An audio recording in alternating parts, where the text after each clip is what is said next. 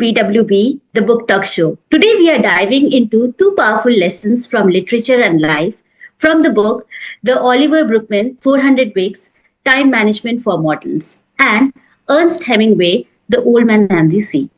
Let's see what is in for us in The Old Man and the Sea. Over to you, Dr. Geeta. Hi everyone. In the epic story of The Old Man and the Sea, Ernest Hemingway spins a tale of Santiago, an aged fisherman who endures a long spell of bad luck, yet his resolve remains unshaken. When he hooks a giant marlin far out at the sea, the encounter transforms into a test of patience, strength, and the courage of a man who refuses to yield. Hemingway's masterpiece captures the raw poetry of struggle, the bond between man and nature, and the nobility found in chasing a dream, even against impossible odds. It's a story that remains like the waves of the ocean, gentle, persistent, and unforgettable. So Santiago struggles to keep up his confidence and strength. He relies on his memories of past conquests to keep up his spirit. He remembers playing the game of strength of hand with a black man, and the contest had gone on for one day till the next morning. He remembers the black man was, fed rum to keep up his strength, and he would have defeated Santiago. But Santiago had hung on with determination. In the morning, knowing that people who were cheering on in the sidelines have to go back to work, he had summoned up all his strength and bent the hand of the black man flat onto the table. He had defeated the towering black man with his right hand. It was his fisherman's hand of catching the fish. He was called Santiago the champion. He was not old then, but middle-aged, and he had great strength in his right hand. Now also he feels he has strength in his right hand, but his left hand is a traitor and may betray him any time. So he eats raw tuna to keep up his strength, and he keeps scolding his left hand again and again. So Santiago knows that he can beat the great marlin as it is already a day and a night since he has been dragging the boat and he has nothing to eat so far. Even as Santiago prepares for the win, he knows that the battle will not end with it. So I believe Santiago teaches us that great victories come with great effort, and the more meaningful the goal, the greater the investment of energy and perseverance. So my question to you, Siddharth, how do you balance celebrating your success while preparing for the challenges that is sure to follow? Please share. Wow. That reminds me that failures are just stepping stones for success.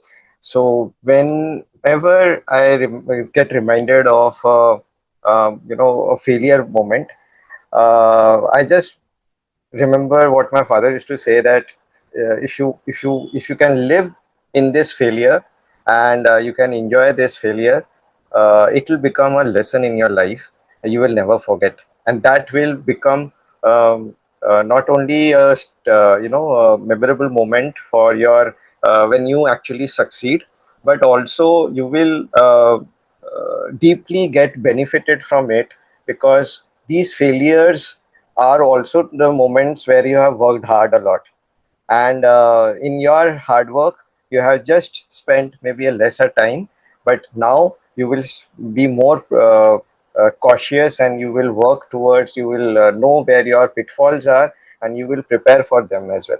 So that is how I take this lesson, that we can actually prepare ourselves for a greater success only when we move towards move through these failures, and these become our greatest lessons over a period of time. So that is how I take a learning from this takeaway. Over to you, Shitapa. What is yours? Thank you, Siddharth, for that beautiful, life story. And your father has taught something so meaningful that we have to learn even from the failures, and how important it is to focus on every aspect of life. So I have a similar takeaway, but in a different way, like focusing on, giving wholehearted to doing something. So one of my friend had helped me, and I wanted to say him, the person, thank you in my personal way. So I painted a canvas painting myself, with spending hours in sketching, mixing colors, and carefully detailing everything as per thinking how the person will be liking it, and based on the bond we shared. that much dedication I had to make a good painting for the person. And after finishing, I wrapped up with care and added little touches to make, unwrapping very special as the painting itself. So this was that time and effort and that wholehearted attention I have put in to just make the person feel special, because that person was there for me when I needed it. And it was just like Santiago's struggle with the marlin. The meaning came from the process, and he gave his entire efforts, or wholehearted effort, to something that mattered for him. With this, I will ask Sujata ji to add more insights from the book 4000 Weeks. Thank you, Shritapa. So this is what Burkeman also says, just like you have narrated your incident. So he also says that like you should uh, don't have the misconception that you can conquer time. We actually don't have time. So he says that I used to think like I'll I have my huge to-do list. I'll slice it and still have sufficient time for what I like to do. But he says that it's not possible. He says that we are obsessed with squeezing every last drop out of our hours. And the faster we go, the more anxious we become. We think we are conquering time, but actually, time's just standing there with its arms crossed, saying, really? You're trying that again?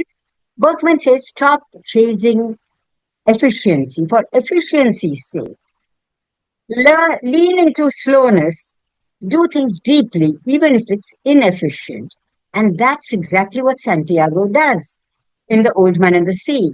After days of brutal struggle, he finally harpoons the marlin. It's not quick, it's not tidy, and it's definitely not efficient. But it's meaningful, precisely because it cost him. That wasn't just about catching fish, it was about giving everything he had, no shortcuts. It's like Berkman's point come to life. We never have time, but we can choose to spend it fully, even imperfectly. So, Jasbir, here's my question for you. Can you recall a time you slowed down or committed deeply, even though the world might have called it wasteful, and found out it was the most meaningful thing you could have done? So over to you, Jasbir. Thank you, Sujata. Yes, I recall a time that was there in my life when I decided to slow down. I had a great career when I was practicing my chartered accountancy. I was working with a bank, and my daughter was 3 years old when my office shifted from South Mumbai to North Mumbai. And the travel time increased, because of which I didn't get enough quality time with my daughter. She was going to play school, and there were so many things that she was learning, and there was so much that she had to learn, and she needed that support at home. And the thing was that there was no one to speak and converse with her in English, and that was creating a lot of stress for the child, because at school, play school, it was compulsory that she converses in English, while she was very fluent with Hindi, because that was a language spoken at home. And I realized that at that point in time, my career was definitely important, but I had to slow down for the sake of my child, so that at least one parent is around to guide her and help her. And most importantly, that time would have never come back, because she needed me to be around. I had to see those milestones of hers. I would have missed all of that if I didn't get good quality time with her. So I chose to quit at that point in time from my banking career, and I spent time with my daughter. She was really fluent in English, to the extent that I'm so proud to say that she got a 97% in her ICSE exam in English. Uh, I mean, it's not that it was my efforts alone. Obviously, she was intelligent enough to grasp the language, but all those little things which seem at that point in time like a loss are not really a loss, because we don't know how those issues develop later, and how we benefit from whatever decisions we take. So sometimes it's important to slow down so that you can speed ahead later. And it's as simple as this. Even a car, you need to give it a reverse gear before you speed up ahead. So I guess all these things teach you so many lessons. Now, I'd like to hand it over to Dr. Geeta so she'll tell us more about Santiago. Thank you. Thank you, Jasbir. And it's wonderful to know those moments where you had to take tough decisions, and your share will really help other moms to take important decisions in their life. So, also coming back to Santiago, is really using that moment of whether not knowing whether it is going to be a win or a loss. He is really taking the most important focus on what is happening right then. So Santiago is very determined, though exhausted, and he secures himself to the side of the boat, but wrapping the fishing line around his waist and leaning against the bow, and his left hand is resting on the rope as a safeguard. This allows him to briefly drift off into sleep while still remaining alert to the Marlin's movement. Now, in his slumber, he dreams of dolphins seen earlier during the moments of solitude in his life, and then of his village. And eventually, he once more dreams of the lions on the African beaches, an image that has been recurring symbol of strength, youth, and hope in his heart. Suddenly, without warning, the marlin tucks violently, waking up Santiago. The line slices into his right hand and is nearly pulled out into the boat and out into the water. He sees the marlin jump thrice into the air and filling the air sacs on its back. He studies his balance and he realizes the marlin cannot dive deep into the ocean to die there because he would have pulled the boat and Santiago down there. And now, as the dawn breaks, the marlin begins to take a wider, powerful circle, and it is like in its throes of the last moments where it is tired and is taking powerful circles wider. Now Santiago grips the line tightly and draws it in turn by turn. And he is feeling very weak and faint, but he pushes on, praying he will have enough strength needed to hold on. He readies his harpoon and continues pulling the marlin closer, fully aware of its size and nobility. This tale of endurance, respect, and technique crescendos in these final moments. I believe the story teaches us to be alert to new challenges even after overcoming the present ones. Not all battles can be fully won. Sometimes we can only minimize loss, but not avoid it entirely. True resilience is shown when we continue to fight even after reaching our main goal. So, my question to you, Siddharth, when you have worked hard for something and you face unexpected setbacks, how do you decide when to keep fighting and when to accept the loss? Please share. Wonderful takeaway, Dr. Geeta. I want to just bring out a new story here because this is also there in my book Petrichor. Back in 2009, I was in Colorado and we were going to visit the Royal Gorge. We planned to take a helicopter ride, and it was a once in a lifetime kind of opportunity. So we had never been on a helicopter, so we all were very excited. We were three of us, myself, a friend of mine, and his wife, and we took off on the helicopter over the Royal Gorge. It was an amazing ride, but suddenly in middle air, the chopper had some challenges, issues, and the pilot said that shouted to us that you might have to jump into the rapids. Prepare for a jump. And that word, prepare for a jump, made my friend almost freeze. He was not talking at all. And I was looking at him, I was looking at his wife, and his wife was also panicking. And I was, I don't know, somewhere I was not frozen, but I was just thinking about what to do now. We had signed a bond that we will, if something happens to us, the helicopter agency is not responsible. And I was just thinking that what will happen to us if we jump? It would definitely be death. But in that moment, when the pilot was saying that prepare for a jump, I was inside me, I don't know, I was thinking about my mom, I was thinking about my parents, my life, the whole life till that point just was revolving around me in that small moment. And I was thinking about my mom smiling, and it gave me some calm, something which was like, even in that fear moment, I was feeling that there is some strength in me, and which is keeping me calm. And I listened to the pilot and got ready, and I was like ready to jump. We had life jackets, and I was ready to jump. And in that the next moment, magically the helicopter pulled up and it got stable, and the pilot said, "You don't need to jump anymore. We are now safe." And that just was a moment of so much gratitude for me, that I was like, wow. It was just a second back. It was a moment of uncertainty, and now it was like we are going to live more. And that is how life gives us many times second chances. I love this because it is one moment where it defines that if we can be calm in the moment of fear also, we can enjoy, maybe not enjoy, but we can be more alert in that moment of fear also. It can actually change our perspective to life. So I feel that is a great takeaway, and link it this way to this one, that we should be grateful to whatever we are in, whatever we are experiencing, because life is uncertain. And that's something I want to remember always in my life. Over to you, Shitapa.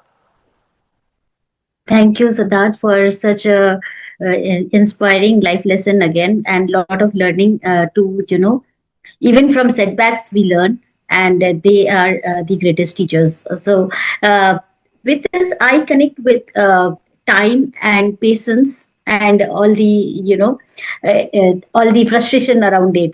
So I had an experience like uh, I was going from home from office, and that day some accident had happened, and we were stuck on road for almost 2.5 hours, which usually takes 30 minutes. We were there on road for 2.5 hours, and no cars were moving. And I felt like what is going wrong. A little initially I was also feeling irritated and stuck, like we are wasting so much time. But then quickly that day, it happened that I focused my attention to how my day was, which was really well. And then I started enjoying some music, and I got that me time to reflect on myself, to play some words, to learn something. And luckily there was a gentleman in the front who started a conversation, and we had a great conversation as well, with lot of insights on work and life. And I felt that was a me moment which we got, instead of feeling irritated and helpless of the situation, because there is no way me being frustrated could move the car ahead. That day we had to surrender to the situation, and I have no control on traffic. So the true strength, just like Santiago has, it lies on not in fighting the situation, but rather surrendering it very gracefully. So that was a lesson which I could learn from the stories. Over to you, Sujata. Please add more insights from the book, 4,000 Thank, Books. okay. Thank you, Shritapa. Now you handle the traffic beautifully, listening to music, enjoying the me time. And that's what Berkman also, he introduces something he calls the impatience spiral. Now, it might sound like a theme park ride, but actually, he's talking about a cycle where we want results instantly. So we push harder, get restless, then push even harder, and end up making ourselves miserable. Berkman's advice: rebel against it. Choose patience, slow down, even when the world is screaming at you to speed up. This brings us to Santiago's heartbreaking trip home. The marlin keeps tugging at the boat. He may drown. The marlin might pull him, and the boat under the sea. Most of us would have been yelling at the ocean, the marlin, maybe even the boat. But Santiago, he fights as best as he can, then accepts what's beyond his control. It's that quiet dignity Berkman talks about, stepping out of the urgency loop and living with the slow, sometimes painful reality of things. So, Jasveer, have you ever been tempted to rush or give up in frustration, only to find that sticking with it or accepting the loss actually gave you something deeper than the quick win ever could? Over to you, Jasveer. Yes, Sujata, I have experienced something like that in life. This is when I completed my 10th standard exam, and I had a break before college started. And since we were fortunate not to have gadgets then, because there were so many other hobbies and activities that we could pursue. So my mother insisted that I learn some life skills because they would help me later in life, which surely did happen because she taught me how to make rotis. And though we always had a maid and help at home, she said it's important that you learn this because you never know when this will come to your help. And it was very frustrating because as a teenager, that was the last thing I wanted to do, maintain that kind of patience to make the roti correct and round. And, it was getting very frustrating. But at that point in time, I just was patient. And she told me one thing, whether you like it or not, you have to do it. Then the choice is yours. Whether you want to do it happily or you want to sulk, the choice is yours. So I had no choice and I had to do it. And I'm so grateful that that point in time I managed to control my frustration and be patient, and I learned this life skill, which fortunately for me came to my rescue during the COVID time. Because during the COVID time, even the richest of people who had all the helpers and servants at hand were forced to do a lot of housework. Because I mean, as Indians, we are used to having helpers, but during the COVID time, if anyone needed a helper coming home, all that was stopped because of the lockdown. And this skill of mine, this life skill, was a real lifesaver because I could make those rotis and give home cooked meals to my family. So things that seem frustrating at point in time, the patience that we keep to keep away our frustrations and go with the flow, that really helps us in the long run. And we all think that a life skill is of no use, but that's not the case. Keep being patient at a point in time is always going to be make you a winner in the long run. So now I hand it over to Shritapa to conclude today's conversation. Thank you, Jasbir, for such an insightful life story. And I'm sure I'd love to have a roti from you soon. So let me conclude today's conversation that first, embrace this struggle, meaning comes from wholehearted effort, not shortcuts. And second is practice patience. That is, true strength often lies in surrendering to the moment because life isn't about racing to the finish line, it's all about living fully in the journey itself. I hope you all love these lessons from these two books.